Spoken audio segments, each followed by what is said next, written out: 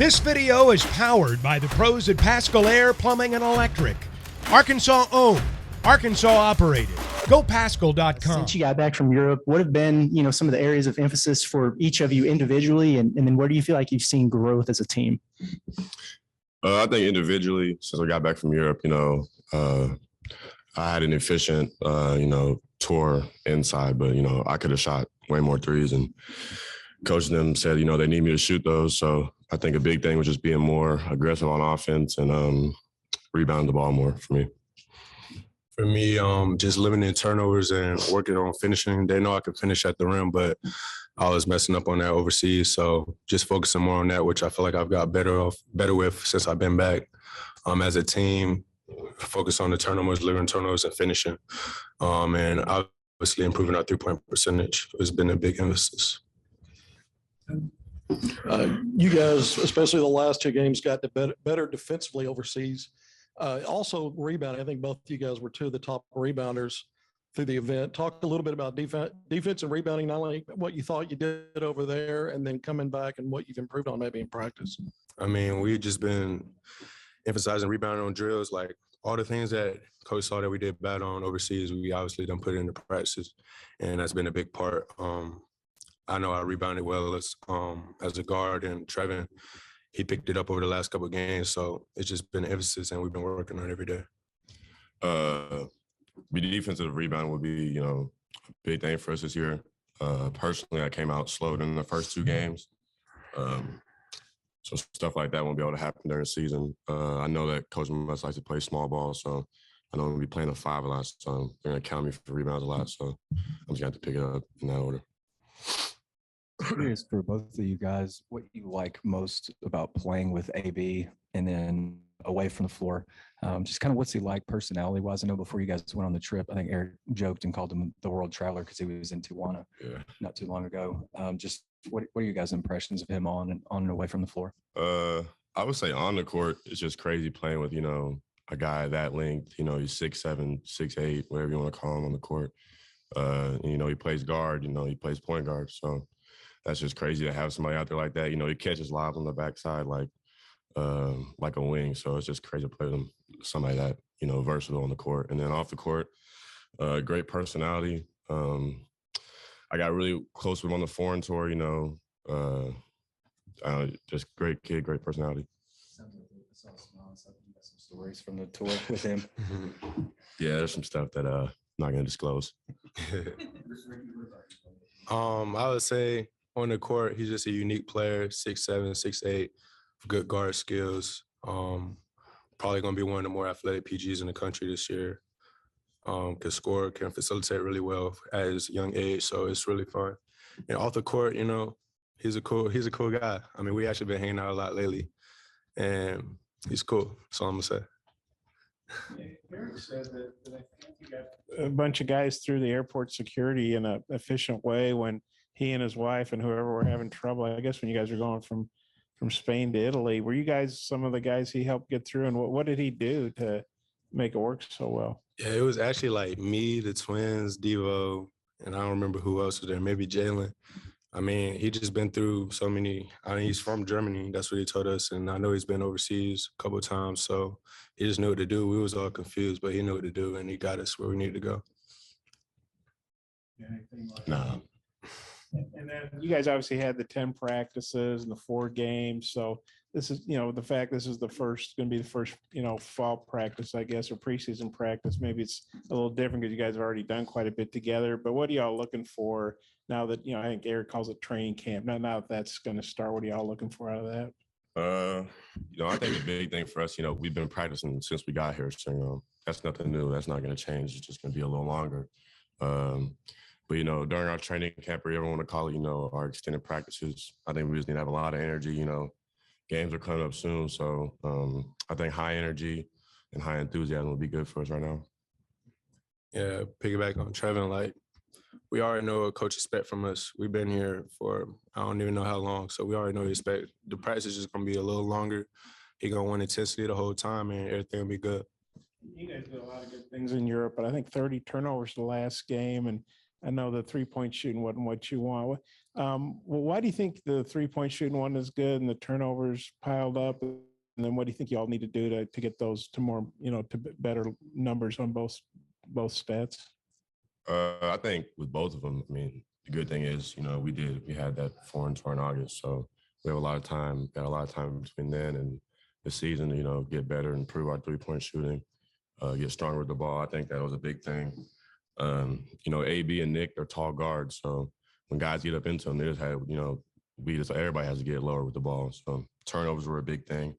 And then everybody's been trying to get in the gym as much as we can, shooting as much shots as we can, trying to improve our 3-point percentage. Coach would tell us stories all the time of players he done coach in the past would go 0 for 20, 0 for 15 over summer foreign tours, but during the season, they'd be a top 3-point percentage in the country. So, this was in August. We have plenty of time to improve on that before the season starts, and I feel like we will. From my experience, me playing at another college, I know sometimes in the summer my shot wouldn't be good, or sometimes it would be good, and then during the season it'd be the opposite. So just got to continue to work on it before the time gets here. Both of you have mentioned things that you did in the foreign tour that you got to get better at. Does it help having film? Do you think like Coach Muss and the staff being able to point out stuff on film helps maybe drive home the point? We've probably watched every clip a couple times since we got back. It was really good, go over there and see what, how guys play in an in-game situation. So we watch film over that probably every other day in practice. So it's just good to have that film. Yeah. We would watch the film after the game while I was in the foreign tour. Then we would come around and watch when we back here. And we're like, we already saw this, but we just got to continue to put in our head. I mean, some of it was embarrassing. You got to work on it. For me, a couple of times, I'd be jumping from the free throw line to attempt a layup. Why am I doing that? So he just putting that in my head so I know not to do that no more. So, yeah, the film is good. This program's been one of the elite programs in free throw shooting attempts and makes over the last few years. Yet in Europe, you guys actually didn't have as many free throw attempts or makes as the opponents combined. Did Muss go over that with you guys? Is it something to work on? Is it something to do with maybe how y'all saw fishing over there, or has it been addressed at all? We do this drill called the perfection drills where you go all the way around. Everybody has to make a free throw, and you just keep going. You keep counting down. But they said that drill is harder than having Bud Walton packed all the way out, and the game's on you. So we just continue to do that drill. Free throws, we need to get to the line more, which means, we got to be more aggressive on offense. So I just think it's an aggression thing on the offensive point. Yeah, like I said, everything that he felt like we need to work on overseas, he's done implementing in practice already. He wants us to be more aggressive going towards the rim. He felt like sometimes we'll just be going side to side instead of attacking. And we can't do that. We can't do that if we want to get to the line. So he's definitely been implementing all that. And, yeah, he's done brought it up plenty of times. I guess for both of you guys, since you play different positions, you've been practicing against each other a lot, since the beginning of the summer. I'm just curious, is there anybody, a teammate that stands out as, hard to guard, or maybe someone that, is a difficult when they defend you on the flip side? I would say hard to guard is probably Devo. He just always has something up his sleeve. He's so unpredictable on the court. And then I would say guarding me, I have a tough time when Kamani guards me. He's a really hard-nosed player. He reminds me of Dennis Rodman with the way he plays and the way he rebounds. Just observing, I would probably say, I would say Trevon.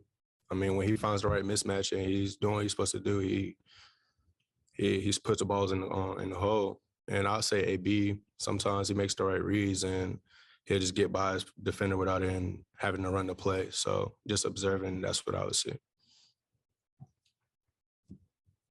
I'm going to ask you something about your individual game. We'll start with you, Ricky. Lots been made about your above the rim finishes, but your first step, and you can finish with either hand, it seems like to me, going either right or left. Talk about that part of it, because I think everybody's wowed by the dunks, but it seems like you're pretty good just driving in general. I mean, it's kind of been like that my whole life. I've always been good with my left hand and my right hand. And that's something that my dad implemented on me early. And obviously, when I started dunking, it just became I could dunk on my left and dunk on my right. So it's just I've always been big on finishing, and it's just carried on. Ron, you mentioned the last game you started to show more of your perimeter shooting. What players do you look up to, or who do you kind of pattern your game after, or how do you see yourself as a stretch four, maybe? Last year I got a lot of comparisons to guys like Jonathan Isaac, but you can always say Kevin Durant and Giannis, but those guys, everybody tries to compare themselves to them. I'm just gonna try to be best person I can be, best player I can be, and just be aggressive on offense. Just being in workouts, I guess, since you guys got back, who would you guys say benefited maybe most from the tour, and maybe used their play there as maybe a springboard into these first few practices here? I would say Barry Dunning. Barry Dunning does all the little things right. While we were over there, he was taking notes on the teams before we even played them. That's just little things. Every team needs somebody like that. Barry just stepped up, and that's the guy that we have. Yeah, I would say Barry. I mean, and honestly, I added myself. Like during overseas, we was both in the room late at night watching film.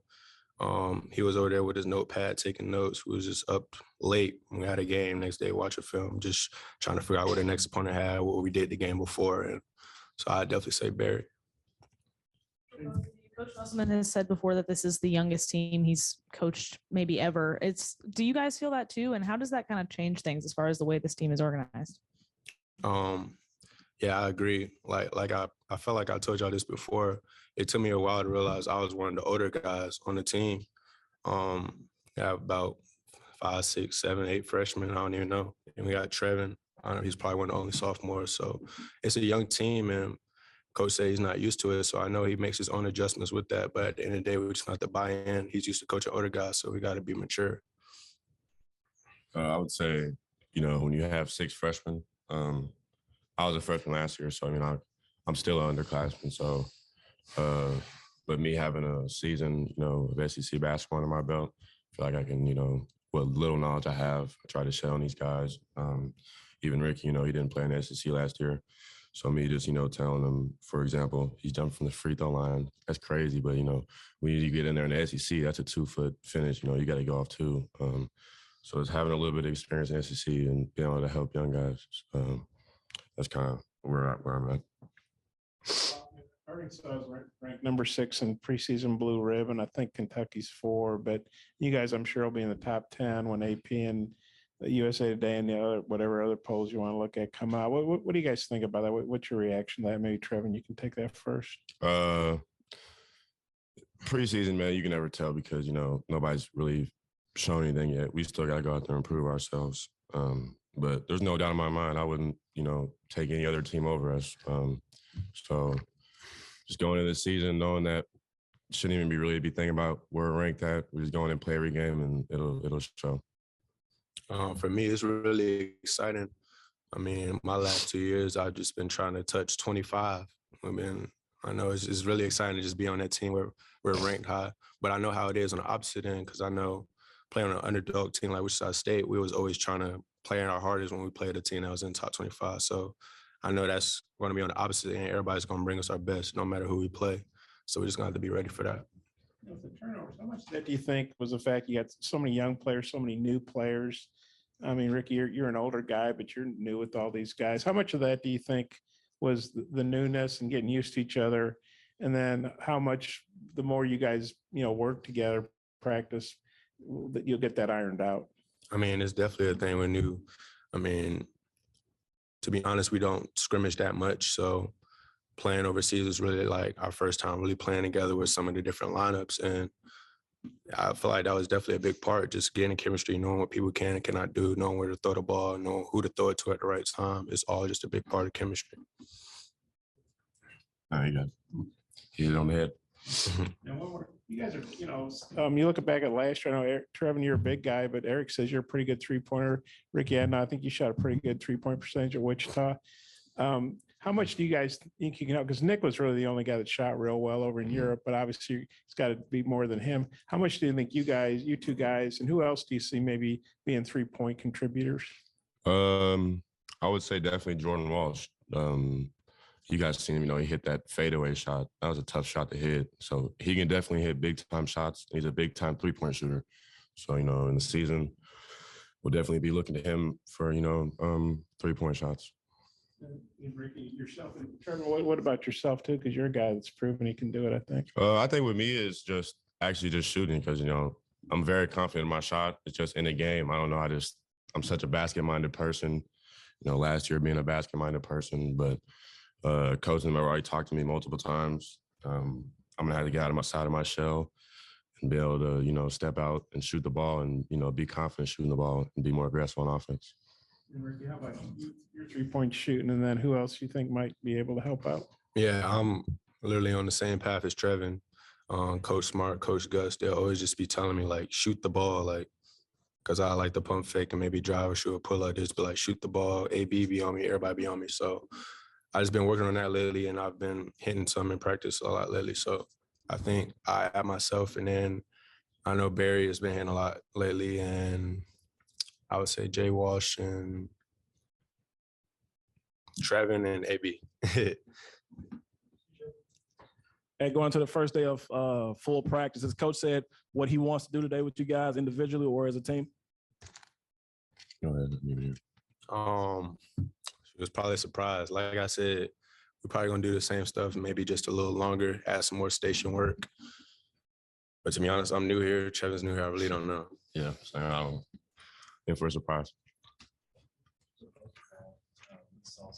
I think still shots of you guys going through the vertical testing. Mm-hmm. What insights could you guys provide there? Were there any guys that really caught your eye or what? I think Barry Dunning has the highest vertical on the team. So, you know, I thought I had the highest, but yeah, that kid can jump. Yeah, the first time we went, they said Barry had it, but then they said that I had it.